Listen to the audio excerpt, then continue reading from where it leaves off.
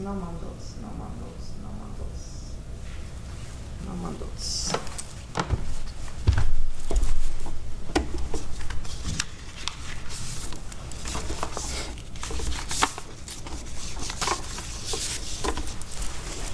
Please join me in Gassho.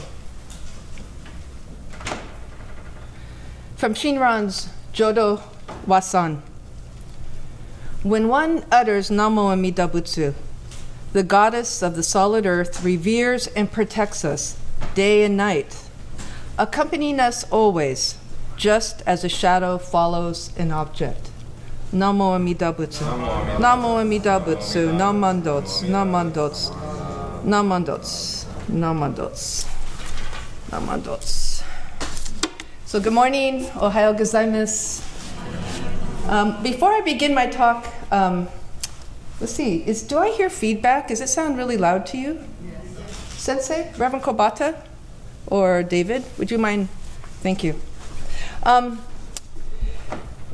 Before I begin my talk, I would like to acknowledge and thank the BCSF BWA for their dedication, their talent, and their boundless energy in helping to make the 16th World Buddhist Women's Convention such a success.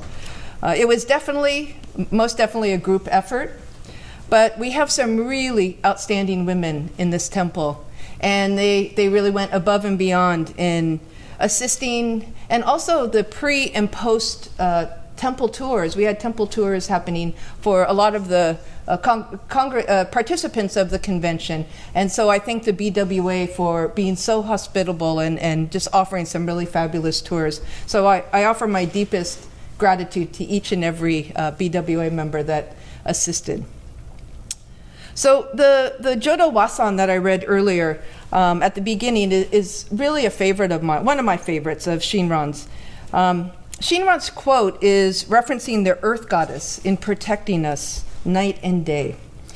And it's in reference to a particular sutra called the Sutra of the Golden Splendor, chapter 10.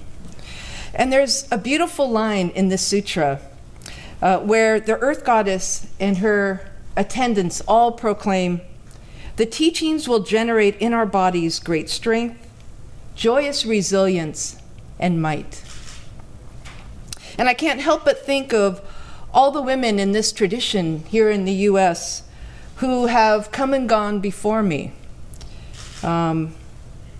Women with great strength who struggled to find meaning as Buddhist immigrants in a new, unknown, and often harsh new land called America. I can't help but think of the women who struggled with great resilience to minimize the trauma of incarceration in the World War II camps for their children and also for their spouses. And I can't help but think of the women who with great might and great ability sit before me today, determined to ensure that these teachings continue on so that everyone may benefit, all sentient beings. Today we're remembering and honoring two remarkable women in our Jodo Shinshu tradition, Eshinni, Shinran's wife and benefactor, and Kakushinni, his youngest daughter.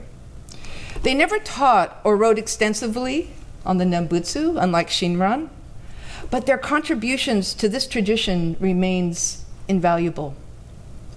In fact, they were crucial to the transmission of Jodo Shinshu. Because of their work and commitment to the Nembutsu teachings, we are able to receive these teachings today. Both Eshinni and Kakushinni were intelligent, resourceful, and devout Nembutsu practitioners, who were at the same time women who performed their societal roles. This is not unlike many of our female temple members here in America. From the Issei immigrants to the present generation, great contributions have been made by women to strengthen the temple and to promote the teachings of Jodo Shinshu by virtue of how they lived.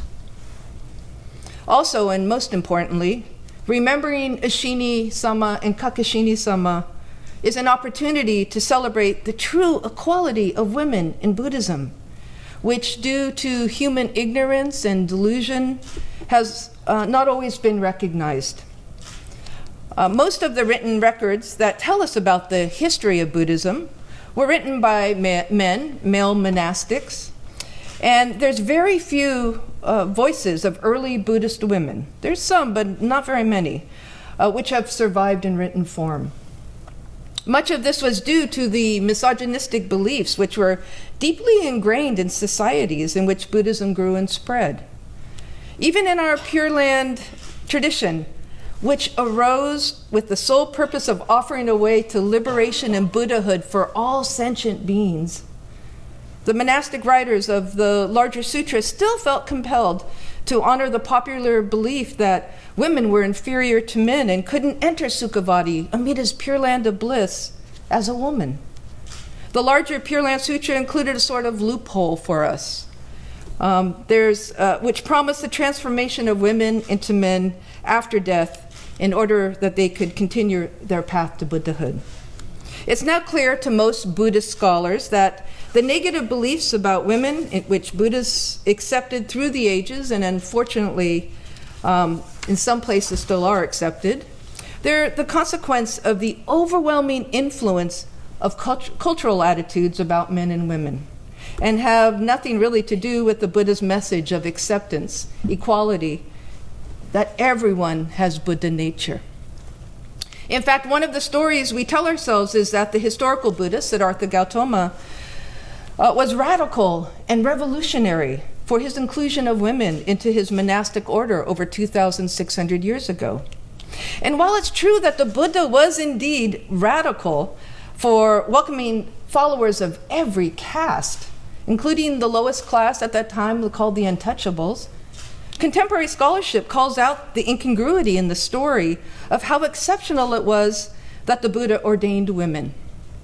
In fact, historical scholarship shows that something really interesting was happening in India in the 5th and 6th century BCE with regard to female spirituality. The Indus Valley civilization in which the Buddha lived appeared to be very egalitarian when it came to its religious teachers. Well before the Buddha's enlightenment, the Jain religion founded an enormous women's monastic community in the very same area where the Buddha grew up. And in the Brahmic religion, so they had this huge monastic community where women were home leavers, women were wanderers, women were contemplatives. And in the Brahmic religion, the religion that the historical Buddha was raised in, there were powerful women who were Brahmin priests and teachers, and they were initiated as priests right alongside the male teachers. And they both studied together, and all this is recorded in their sacred texts. But within a few hundred years after the Buddha's death, things began to change for women in India.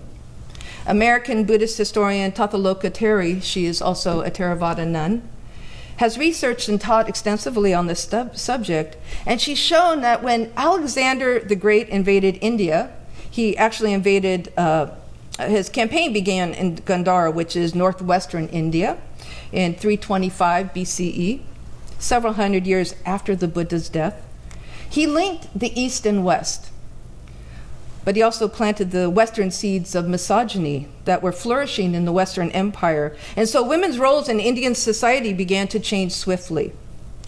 Remember, it was Aristotle, the father of Western philosophy, who said, "The relation of male to female is by nature a relation of superior to inferior and ruler to ruled." The change in women's new lower status was observed in a text called the Dharma Shastras, which are not Buddhist texts, but ones belonging to the beginnings of contemporary Hinduism, from which Brahmanism evolved. In these texts, we see attitudes coming forward in Indic languages that reflect these existing Western thoughts about women. For example, laws were introduced making it so women were vassal or subject to their father, then subject to their husband, and lastly subject to their son. Fast forward to the 12th and 13th century Japan, in the time of Shinran and Eshinni, before the Tokugawa era, women in Japan still exercised a great deal of independence and tremendous creativity. and also retained many rights which went back to the earlier times when women understood themselves as spiritually vital beings. Kakushinni was Shinran's and Eshinni's youngest daughter, and she was Shinran's caregiver in his later years. She was with him at his death. She was 30, he was 90. Kakushinni is the one who established the foundation of our mother temple, the Honganji. After Shinran's death, she built a small mausoleum to enshrine her father's ashes and his portrait. In 1277, she donated the gravesite to all Shinshu followers as a common memorial to Shinran and his teachings. Approximately 50 years later, the mausoleum became an official temple and gradually developed into the Honganji, the temple of the primal vow, as we know it today. Kakushinni also established a system of caretakers, composed of her descendants, to care for the mausoleum. Interestingly, this is not a dictate written from Kakushinni. In fact, contrary to popular belief, nowhere is it written that the position of Gomonchu has to be a male heir. I had the privilege and good fortune as the Federation president to join in a group lunch with the current Gomonchu on his recent visit to the 16th World Buddhist Women's Convention. And the question, thanks to Reverend Kobata's encouragement, was asked at lunch, where is it written that the Gomonchu has to be a male? And the Gomonchu said, it wasn't written anywhere. It wasn't written anywhere. And so the implication was that it was a cultural tradition that continues on. That remains an incongruity in our tradition that must be acknowledged and questioned if we are ever going to move the Shin tradition into the 21st century. We know Amida to be the dynamic working of wisdom and compassion, pervading the universe beyond gender, even beyond comprehension and understanding. It was through Kakushinni's vision and deep appreciation in the Nembutsu that she established the foundation of what was to become our mother temple. Through her deep wisdom and vast compassion, she kept the Nembutsu teachings alive and ensured its perpetuation for us to receive and appreciate today. Eshinni, as I stated earlier, was Shinran's wife and Kakushinni's mother. Eshinni was an extremely independent woman who lived to 87 years of age. She did not depend on her husband for support. In fact, she supported Shinran financially and materially. She was educated, intelligent, refined. She owned an estate and raised her 6 children almost by herself. She made her own decisions. She and Shinran challenged traditional society with their marriage because she married a Tokudo ordained monk who considered himself neither monk nor lay. And as such, Eshinni was also a selfless supporter of the Nembutsu teaching, as Shinran taught it. The illuminating letters of Eshinni, which were discovered in the archives of the Honganji in 1921, demonstrated that her attitude toward her husband was not at all submissive or passive. She was motivated by her own experience, which had convinced her that Shinran's work was of great significance. And so her contribution to and support of his work arose from her own conviction and faith. Today, we revere Eshinni not because she was simply the wife of Shinran, but because she was able to rejoice in the Nembutsu as a woman living in the harsh and difficult conditions of medieval Japan. The Kamakura period in which Shinran, Eshinni, and their family lived was an incredibly turbulent time. From great political challenges to a series of catastrophic events, there were earthquakes, typhoons, floods, fires, and famine. There was such a strong sense of life's impermanence that human life endured for only a brief moment. Eshinni married Shinran when he was exiled to Ichigo. Later in her life, she returned by herself to her native Ichigo, leaving Shinran behind in Kyoto. For more than 10 years, she took care of her property that she had inherited, and she also took care of her grandchildren. The discovery of Eshinni's letters in 1921 were important because they confirmed and validated many aspects of Shinran's life. But I think the letters are especially important because they're the recorded conversations between Eshinni and her daughter Kakushinni, and they serve to illustrate the lives of two major women living the life of Nembutsu. An excerpt from letter 3 and 4 dated 1263, Eshinni writes to Kakushinni, I became 82 this year. Between the 11th month of the year before last and the 5th month of last year, I keep waiting for my time to come, wondering over and over if it was now. But as of today, I am not dead yet. Nonetheless, I wonder whether I will starve to death during the famine this year. I do not know what to do to grow things. So this world seems less and less dependable.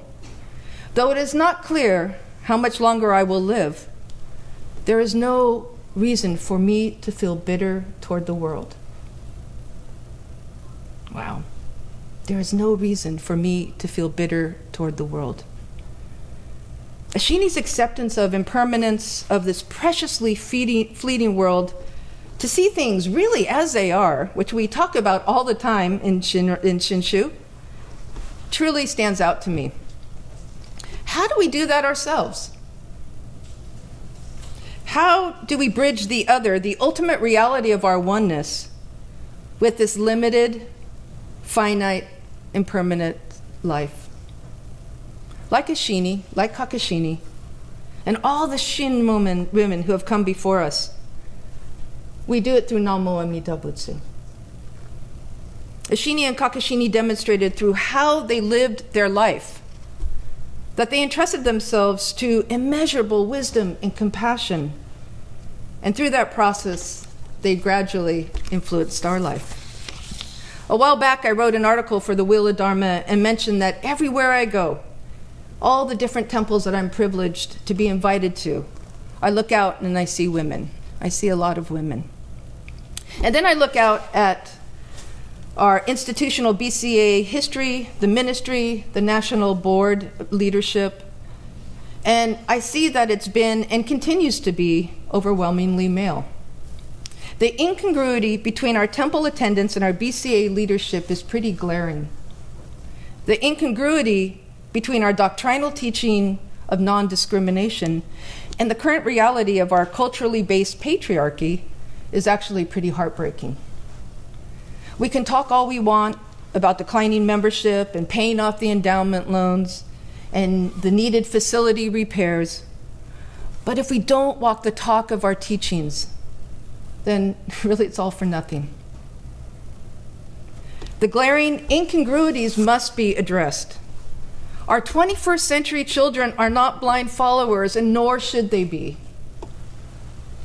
My hope and aspiration for Jodo Shinshu is that we live to see the day when women participate equally and fully in all aspects of our organization's leadership. For when that happens, rather than perpetuating the current contradiction between our teaching and our institutions that privilege men over women, we will finally be actualizing, bringing into reality our profound and beautiful teaching. This is my wish and aspiration for today's service.